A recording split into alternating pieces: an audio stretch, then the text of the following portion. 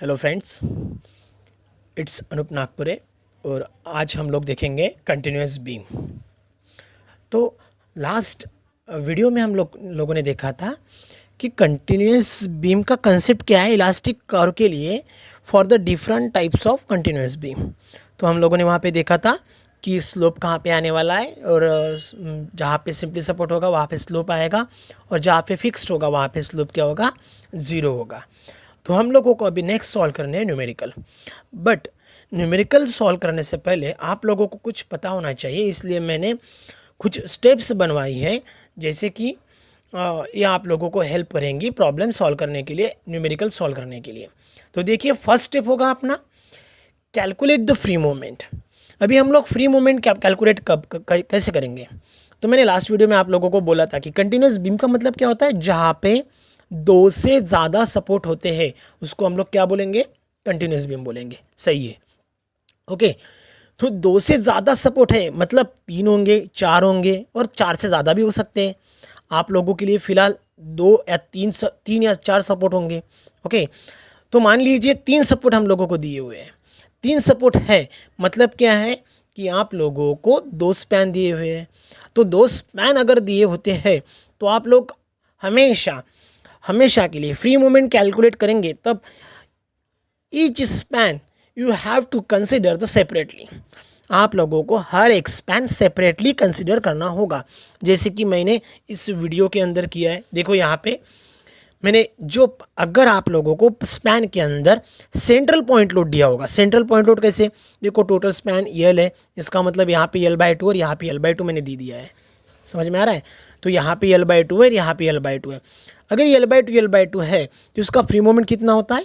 Most of the students already known about it. तो इसका free moment होता है WL/4 होता है। कितना होता है? WL/4। तो ये फ्री मोमेंट होना है, ये होगा WL/4। अगर आप लोगों को उन्होंने एसेंट्रिक लोड दिया, एसेंट्रिक मतलब क्या, सेंटर पे नहीं है लोड। देखो सेंटर होता तो यल/2 होता, मगर यहाँ पे एसेंट्रिक है, इसका मतलब लेफ्ट से ये ए डिस्टेंस पे और राइट से ये बी डिस्टेंस पे। टोटल स्पैन एक्चुअली ये है, स्पैन ये रहेगा, मगर ये जो डिस्टेंस है एसेंट्रिक है, यहाँ से ए है और यहाँ से देखिए बी है। अगर ऐसी कंडीशन है तो हम लोग बोलते हैं इसको एसेंट्रिक लोड। अगर एसेंट्रिक लोड अगर दिया होता है तो फ्री मोमेंट क्या होगा, WAB/L होगा। क्या होगा? WAB/L होगा। चलो आगे चलते हैं। लास्ट में अगर आप लोगों को उन्होंने यूडीएल दिया हुआ है बीम के ऊपर, अगर स्पैन के ऊपर अगर उन्होंने यूडीएल दिया है तो आप लोग क्या करेंगे? तो आप लोगों को क्या करना है, ये होगा फर्स्ट डिग्री पैराबोलिक कर्व। इसका फ्री मोमेंट कैसा आएगा? First degree parabolic curve. तो इसका फ्री मोमेंट होगा WL²/8। क्या होगा? WL²/8। Already all these three conditions already you have studied in MOS, mechanics of structure के अंदर आप लोगों ने पहले से ही पढ़ा हुआ है। मैं सिर्फ आपको रिवाइज कर रहा था, ओके। सेकंड स्टेप जो अपनी होगी वो होगी कैलकुलेट द एरिया। तो एरिया निकालते समय अगर आपको इसका एरिया निकालना है, इसका म्यू डायग्राम का, तो ये होगी आपकी म्यू डायग्राम। जो मैंने लास्ट स्टेप आपको बताया था वीडियो के अंदर, उसमें मैंने बताया था म्यू डायग्राम होती क्या है। तो आपको क्या निकालना है? पहले तो म्यू डायग्राम के एरिया निकालना है, उसके बाद क्या निकालना है? उसका CG निकालना है। तो एरिया क्या होगा? तो दोनों भी कंडीशन में देखिए, पहला जो है वो सेंट्रल पॉइंट के लिए है, दूसरा जो है वो एसेंट्रिक पॉइंट लोड के लिए। तो इसका एरिया जो होगा ऑब्वियसली ट्रायंगल है, ट्रायंगल का एरिया 1/2 बेस इंटू हाइट होता है। क्या होता है? 1/2 बेस कितना है इसका? यल है, और हाइट कितनी है? हाइट कितनी है? तो ये है WL/4। तो ये हो गया WL/4। तो ये हो गया इसका एरिया। अगर आप लोग इसको सॉल्व करते हैं तो देखो क्या हो जाएगा, ये हो जाएगा WL²/8, LL² हो जाएगा और 2 4 8 हो जाएगा। तो ये एरिया क्या हो रहा है इसका? WL²/8 हो रहा है। अगर आप लोग इसको सॉल्व करते हैं तो ऑब्वियसली उसका भी एरिया क्या हो जाएगा, इसका भी एरिया क्या हो जाएगा? 1/2 बेस कितना है? यल है, A एंड B नहीं है, यल है। टोटल देखना है हमें, तो बेस क्या है? यल। और हाइट कितनी है? तो हाइट है WAB/L। हाइट का मतलब इंटेंसिटी ले लेते हैं हम लोग, लोड जो इंटेंसिटी होती है बेंडिंग मोमेंट की वो ले लेते हैं। तो ये हो गया है WAB/L।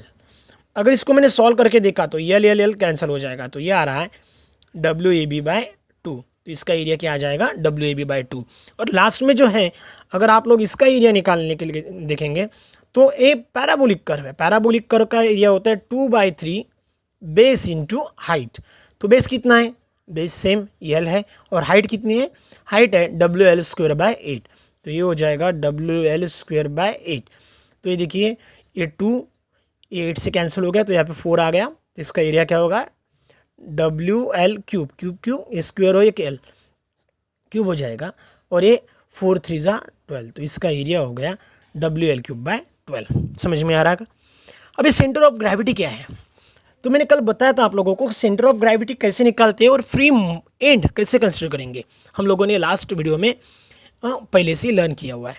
तो चलो, सेंटर ऑफ ग्रेविटी का फॉर्मूला क्या होगा, अगर एसेंट्रिक बीम है या तो पॉइंट लोड है, अगर हम लोग सेंट्रल पॉइंट लोड लेते हैं और यहाँ पे सेंट्रल पॉइंट लोड के ऊपर लेफ्ट से लेंगे तो भी L/2 आएगा, राइट से लेंगे तो भी L/2 आएगा, क्योंकि जो ये सेंटर ऑफ ग्रेविटी पॉइंट होगा वो सेंटर पे एक्ट होगा, इसकी वजह से L/2 दोनों भी साइड से आएगा। अगर एसेंट्रिक है तो मान लो अगर आप लोगों को एक कुछ एसेंट्रिक पॉइंट लोड के लिए दिखा है तो ऑब्वियसली उसके बेंडिंग मोमेंट डायग्राम पे एसेंट्रिक ट्रायंगल होगा। तो एसेंट्रिक ट्रायंगल है तो हम लोग क्या कर लेते हैं, टोटल स्पैन जो यल ही है, टोटल स्पैन क्या है, यल है, और ये पोजीशन है ये, और इसका बचा हुआ बी, जैसे कि मैंने यहाँ पे दिखाया था ए वाला ए और ये वाला बी। तो सेम मान लीजिए ये वाला ए और ये वाला बी। अगर मैं CG ए साइड से लेता हूँ, देखिए ए साइड से अगर लेता हूँ तो ये हो जाएगा LA/3, L+A/3। याद कैसे रखना है, ए साइड से लेते हैं तो L+A हो जाएगा, और अगर बी से लेते हैं तो L+B/3 हो जाएगा। याद कैसे रखना है, बी से ले रहे हो तो बी ऐड कर दो, ए से ले रहे हो तो ए ऐड कर दो, बाई 3 रहने ही वाला है। तो फॉर्मूला क्या हो जाएगा, एक ए साइड के लिए L+A/3 एंड बी के लिए L+B/3। ओके, और फाइनल जो कंडीशन है वो है अपनी UDL के लिए। तो UDL के लिए तो सिंपल है, क्योंकि UDL का जो CG होता है वो सेंटर पे एक्ट करता है, तो इसका मतलब है कि वो एक्ट करेगा L/2 और L/2 के लिए, दोनों भी साइड से। तो मान लीजिए दोनों भी कंडीशन में, पहली हो सेंट्रल पॉइंट लोड और लास्ट हो UDL, इन दोनों पॉइंट लोड में आपको CG कहाँ पे एक्ट करना है, सेंटर पे L/2 में। सिर्फ चेंजेस कहाँ पे आएंगे, चेंजेस आएंगे एसेंट्रिक लोड के लिए। तो एसेंट्रिक लोड के लिए CG कहाँ पे एक्ट होगा, L+A/3 ए साइड से और L+B/3 बी साइड से। Okay, please keep in mind, यहाँ पे आप थोड़ा ध्यान दीजिएगा। ओके, चलो फिर लास्ट स्टेप जो है वो लास्ट स्टेप है आपकी, calculate fixed end moment by using Clapeyron's theorem of 3 moment. तो लास्ट वीडियो में मैंने आप लोगों को पढ़ाया था कि ये क्लैपेरॉन्स थ्योरम क्या है और कैसे हम लोग इसको डिनोट करते हैं। MA मतलब मोमेंट एट ए, L1 मतलब लेंथ ऑफ स्पैन 1, I1 मतलब inertia of first span, twice MB, क्योंकि यहाँ पे 2 मोमेंट जनरेट होंगे, इसकी वजह से इंटरमीडिएट जो कोई भी रहेगा उसको हम लोग 2 देंगे। LA I1 पता है आपको, L2 क्या होता है, तो स्पैन लेंथ ऑफ स्पैन 2, और I2 मतलब inertia of span 2। MC moment at C last moment होता है ये, L2 I2 is equals to -6A1 x1 bar upon L1 I1 -6A2 x2 bar upon L2 I2। Okay, तो ये हो गया आप लोगों के analysing steps for continuous beam. अगर आप लोग इसका न्यूमेरिकल सॉल्व करेंगे तो आप लोगों को ये स्टेप्स बहुत इंपॉर्टेंट होगी। So please I hope so कि मैं जब भी पढ़ा रहा हूँ आपको इस वीडियो के अंदर आप लोग खुद अपनी नोट्स निकाल रहे हो। ओके, प्लीज़ खुद की नोट्स निकालिए, क्योंकि ये बहुत इंपॉर्टेंट है और आगे जाके भी आपको इंजीनियरिंग में यही पढ़ना है। Okay, so thank you so much for watching this video. Please stay at home and stay safe. आप लोग अच्छे से पढ़ाई कीजिए, एग्ज़ाम सर के ऊपर है। Thank you so much.